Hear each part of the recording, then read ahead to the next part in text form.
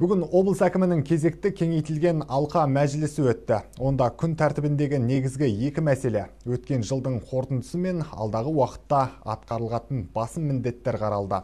Аймақ басшысы Бердібек Сапарбаев берілген тапсырмалардың орындалу барысын бағамдап, жауапты атқамінерлердің жұмысындағы біраз кемшіліктерді де назардан тыс қалдырмады. Тиісінше облыс басшысы алда әлі де қиын кезеңнің тұрғандығын ескеріп, өңір экономикасын жақсарту жолындағы айқын міндеттерді атады. Тиісті тапсырмалар жүктелді. Облыс әкімі алғы сөзінде мемлекет басшысының барлық тапсырмалар орындалғандығын, өңір экономикасының даму қарқыны былтырғы жылмен салыстырғанда 2,2% артқандығын айтты. Ендігі міндет осы жылға қаланған жақсы баспалдақты пайдалана отырып, аймақтың өркендеуі үшін нақты әрі тиімді жұмыс жоспарын бекіту қажет деді ол. Кеңейтілген алқа мәжілісінде облыс басшысының орынбасарлары кезекпен толымды есеп берді. Облыс әкімінің экономика жөніндегі орынбасары Талғат Мамаевтың мәліметінше, міндетті межелер артығымен орындалған. Тек өнеркәсіп, инвестиция, бөлшек сауда өндірісі бойынша кей аудандарда бірқатар индикаторлар орындалмапты. Жамбыл облысының жалпы өңірлік өнімі 20 жылы 9 айдың қорытындысымен 1 триллион 205 миллиард теңге құрап, нақты көлемі 103,4% деңгейінде қалыптасты. Ал 20 жылды қорытындысымен экономикалық өсім 102,2% құрады, республика бойынша 97,6% қалыптасты. Өнеркәсіп өндірісі Мойынқұм, инвестиция Сарысу-Шу, бөлшек сауда Жамбыл, Мойынқұм, Шу аудандарында төмен деңгейде қалыптасқан.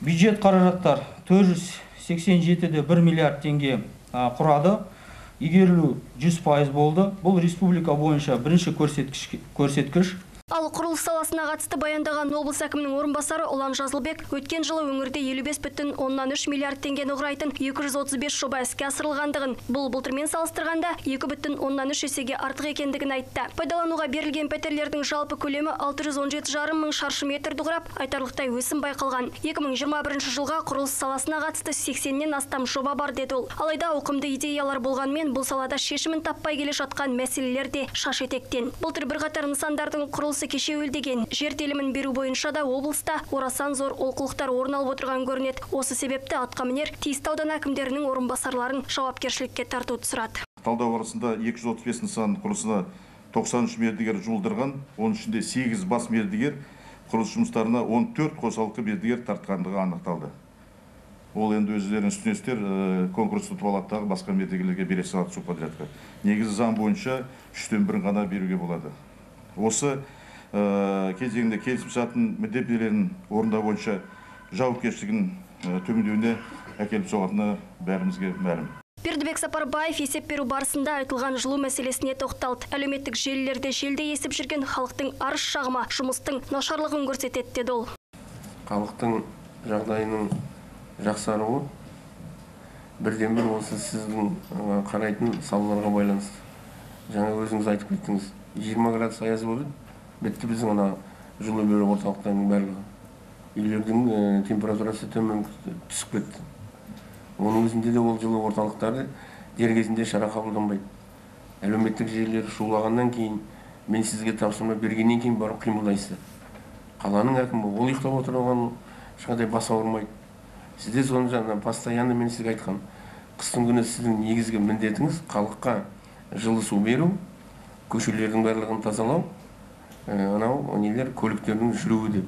Онан кейін кәсіпкерлік пен индустриялық даму, әлеуметтік қорғау және жұмыспен қамту, еңбекті қорғау және табиғи ресурстар салаларына жетекшілік ететін облыс әкімінің орынбасары Алмас Мәдиевтің есебі тыңдалды. Өз кезегінде Бердібек Машбекұлы өңір бойынша әлі де жұмыс істемей тұрған 15 кәсіпорын бар екендігін, тапсырмалардың тиісті деңгейде орындалмағанын баса айтты. Ал Ержан Жылқыбаев әлеуметтік салалардағы кемшіліктер мен назар аударарлық жайттарға тоқталып өтті. Жалпы былтыр атқарылған жұмыстардың нәтижесінде тұрғындардың арасында әлеуметтік сауалнама жүргіздік.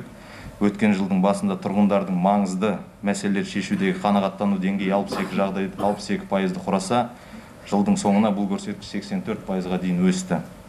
Енді денсаулық сақтау саласына тоқтайтын болсам, мына ауруханалардағы қызмет көрсету сапасының төмендігі.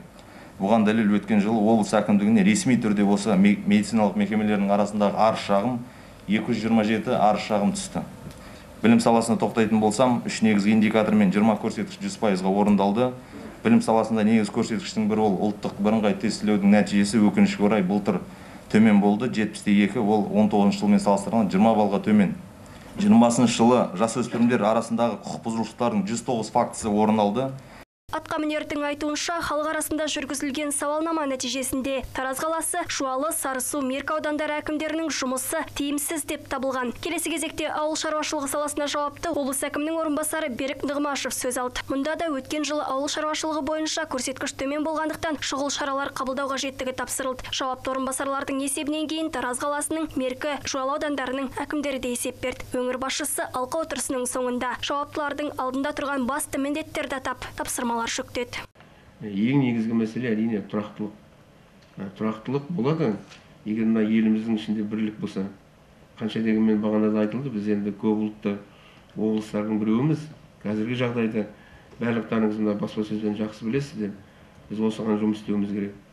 Барлық деңгейдегі әкімдер ана ауылдан бастап облысқа дейін түндемей, күндемей, ұйықтамай жұмыс жасау керек. Ол жөнінде кеше де айтып отыр мемлекеттің басшысы. Мына халықтың мұңын тыңдайтын мемлекет құрамыз деген. Ол үшін жиі халықпен кездесу керек.